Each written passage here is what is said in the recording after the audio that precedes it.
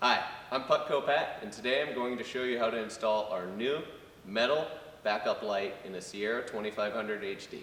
Let's get started.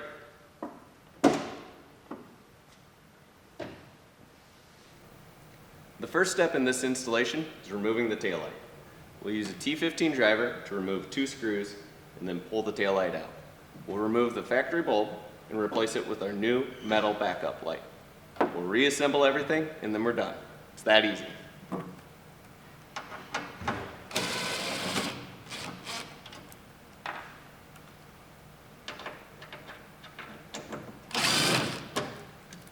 Make sure you pull straight back when removing the taillight. Twist and remove the factory bulb. Plug in our new metal backup bulb and just push it in.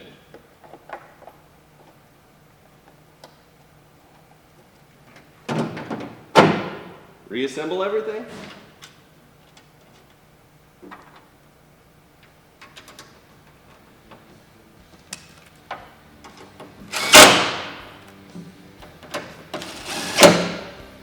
And we're done.